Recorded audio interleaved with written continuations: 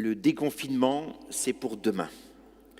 Quelle joie de pouvoir à nouveau sortir de chez nous, de nous revoir. Bon, certes, en petits groupes, des fois avec un masque. Et nous savons bien que les semaines, voire les mois, risquent de défiler avant de retrouver une situation normale. C'est tout de même incroyable tout ce que nous avons vécu. On ne réalise pas vraiment toutes les conséquences de cette épidémie, que des questions qui fusent de toutes parts dans notre esprit quant à notre avenir, notre situation aujourd'hui, sans parler de cette nécessaire relecture sur tout ce que nous avons vécu. Et maintenant, vers qui nous tourner ? Qui écouter tellement les informations arrivent de toutes parts et se contredisent elles-mêmes? À qui se fier ? Avons-nous toujours confiance en notre système économique, politique, social, éducatif? Pour beaucoup, nous sommes perdus. Nos repères semblent s'écrouler comme un château de cartes. Notre monde ne serait plus comme avant. Notre rapport à la vie, à la mort, notre relation aux autres, à nous-mêmes, notre conscience de la fragilité de toutes choses qui comptent et de la futilité de celles dont on croyait à tort qu'elles prévalaient sur tout, les cartes sont redistribuées, sont rebattues. Et voilà que dans notre monde désorienté, qui ne sait plus trop où il va, Jésus affirme simplement, il y a 2000 ans comme aujourd'hui, « Je suis le chemin, la vérité et la vie ». Voici que cette phrase de Jésus, dans l'évangile que nous venons d'entendre, tombe comme un couperet afin de venir remettre toutes choses dans le bon ordre. Elle résonne avec force, cette réponse de Jésus à Thomas, totalisante au rythme ternière et suivant un ordre croissant, chemin, vérité, vie, n'est pas un slogan. Elle résume à elle seule toute la mission et le contenu des enseignements de Jésus, 3 mots, d'une puissance inouïe. Je voudrais ce matin m'arrêter dessus. En quelques minutes, c'est difficile d'en faire le tour, j'en ai pas la prétention, mais ils sont tellement porteurs d'espérance. Ils éclairent et nourrissent notre vie. Ils sont d'une grande aide pour y voir plus clair dans ce déconfinement que nous allons vivre. Alors allons-y. Ensemble, essayons de comprendre, d'en dégager le sens et de regarder en quoi ces paroles de Jésus sont percutantes pour nous. Prenons-les dans l'ordre. Tout d'abord, je suis le chemin. Le monde dans lequel nous vivons, je devrais plutôt dire dans lequel nous vivions, offre plusieurs chemins, voire plusieurs voies de salut.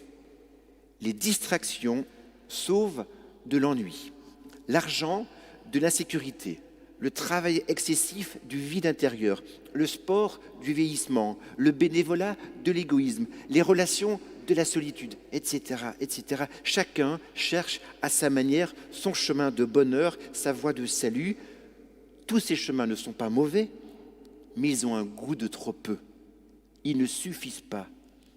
Ils ne conduisent pas tous au bonheur, au vrai bonheur. Notre vie humaine est un chemin, mais qui se termine indubitablement par une mort terrestre. Par contre, notre vie chrétienne est un chemin aussi, mais qui conduit à la vie, à un autre monde. Et ça change tout.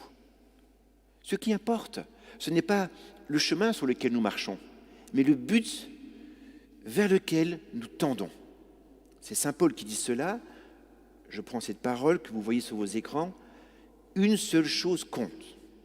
Oubliant ce qui est en arrière et lancé vers l'avant, je cours vers le but en vue du prix auquel Dieu nous appelle là-haut dans le Christ Jésus. Pour Paul, c'est très clair. Notre but, c'est la vie en Dieu. Notre bonheur sur terre, c'est tendre vers ce but. Et pour y arriver, il n'y a qu'un seul et unique chemin, c'est Jésus.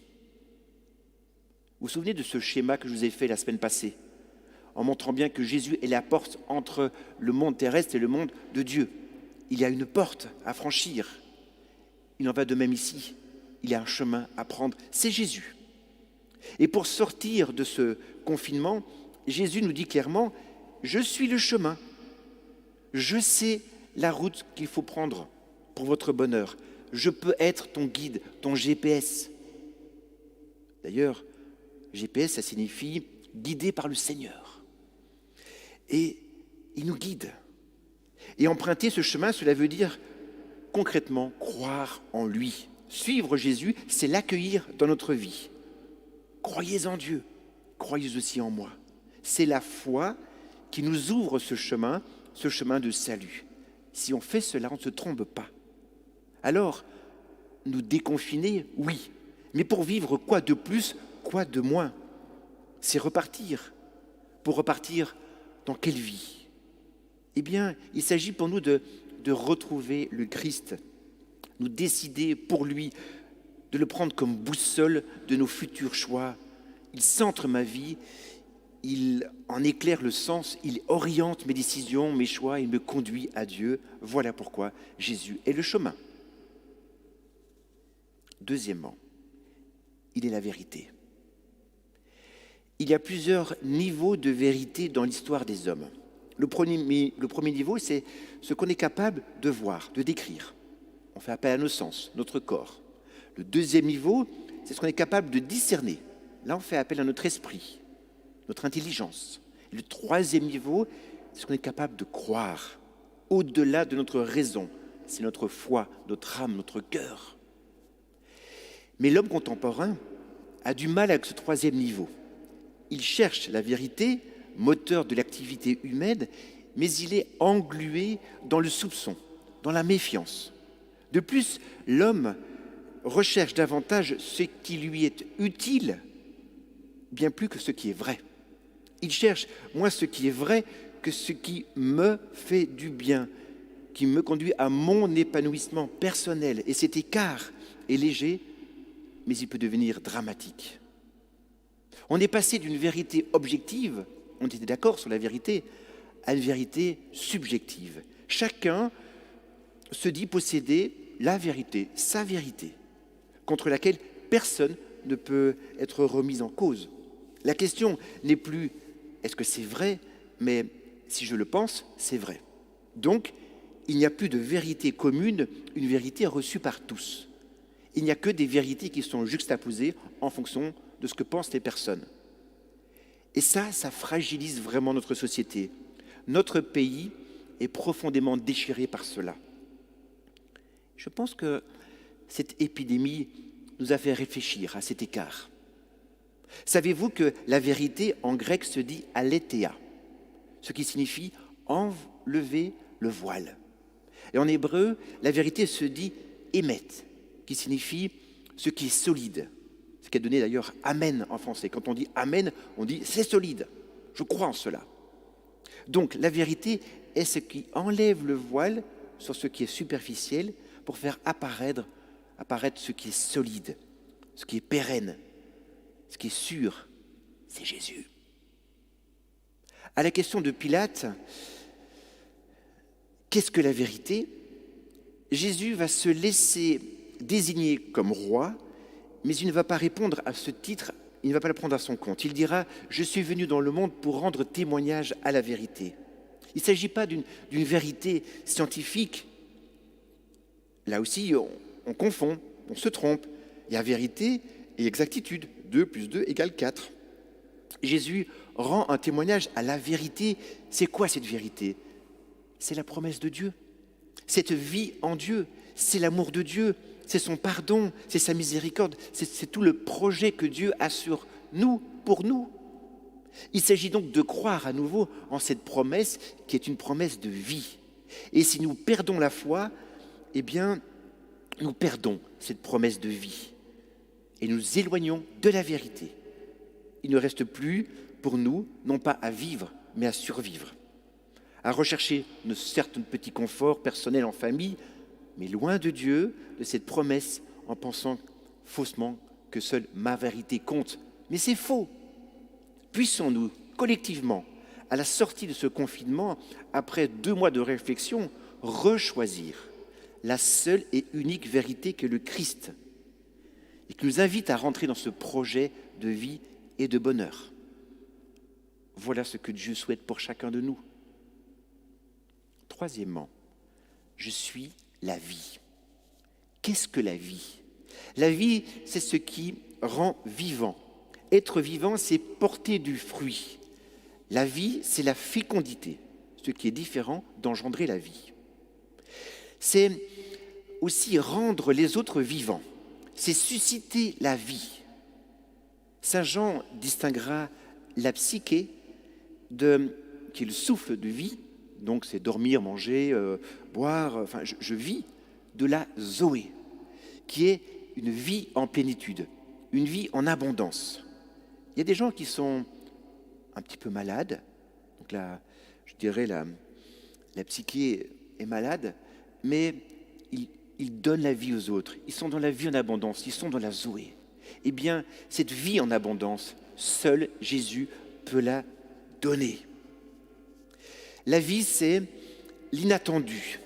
La vie, au-delà de tout ce qu'on peut attendre de la vie, c'est la nouveauté, le surgissement, l'émerveillement du jour nouveau qui commence. Chaque jour est un jour nouveau qui n'est pas seulement la continuation de ce qui s'est passé avant. Il y a cette attitude intérieure pour pouvoir vivre cela. Le psaume 89 dit ceci, la vraie mesure de ce jour. Voilà, c'est l'émerveillement, le jaillissement. Tout cela nous dit ce que produit la présence de Jésus en nous, lui qui se dit la vie. Parce que, nous venons de le voir, il est le chemin qui nous amène au Père, il est cette vérité qui nous fait comprendre qu'il y a pour chacun de nous un projet de Dieu qui donne la vie, justement. La Zoé, la vie en abondance. Je suis venu dans le monde pour que vous ayez la vie et que vous l'ayez en abondance. Mais n'est-ce pas tout cela que nous voulons tous secrètement, intérieurement? Cette joie, cette vie, cette nouveauté, cette fraîcheur, ce jaillissement dans nos vies. Bien, puissons-nous retrouver ce goût de la vie en nous, parce que cela nous rend vraiment vivants. En Jésus, par Jésus, avec Jésus. Quand Jésus dit « je suis la vie », il le dit aussi parce qu'il nous donne la vie éternelle, parce qu'il est ressuscité et il nous amène avec lui.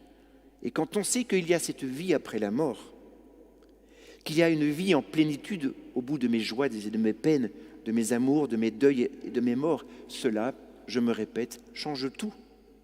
Ça change ma manière de vivre, de comprendre la vie comme un passage sur la terre, comme une préparation à notre monde, en Dieu, en Christ.